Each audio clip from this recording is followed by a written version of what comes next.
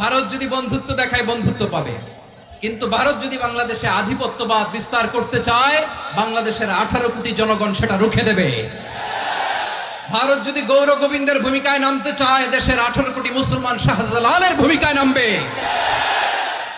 আমরা আমাদের দেশ নিয়ে যত ভাবি, তারা তার চেয়ে বেশি ভাবে।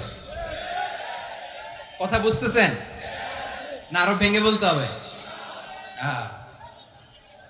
আমরা আমাদের দেশ নিয়ে যত উদ্বিগ্ন, এদের আরো টেনশন বেশি। বলেন, আমাদের দেশে শান্তি আছে না নাই? আমরা হিন্দু মুসলিমে কখনো দাঙ্গা লাগে? আসতে বলেন, কেন লাগে? ওদের পূজা পার্বণে আমাদের মাদ্রাসার ছেলেরা যে পাহারা দেয়, চিল্লায় বলেন ঠিক কিনা? আমাদের তাফসির মাহফিলের সময় ওরা ডিস্টার্ব করে, ঢোল বাজায় না। ওদের পূজা পার্বণের সময় আমাদের তাফসির মাহফিলের ডেট হলে আমরা চেঞ্জ করে দেই। সুবহানাল্লাহ!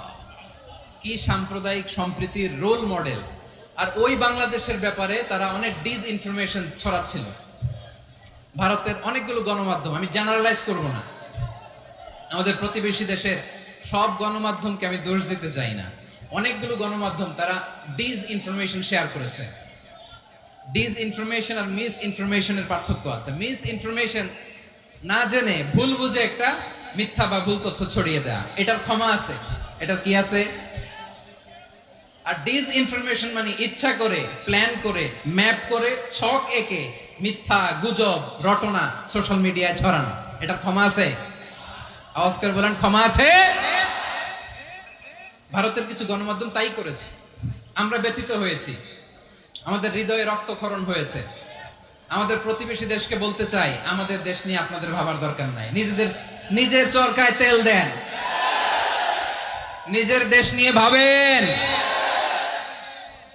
গত মাসের ভয়েস অফ আমেরিকার রিপোর্ট, বাংলাদেশে সংখ্যালঘু জনগোষ্ঠী আগের চেয়ে বেশি নিরাপত্তা পাচ্ছে। Report voice of America, Muslim report নাকি?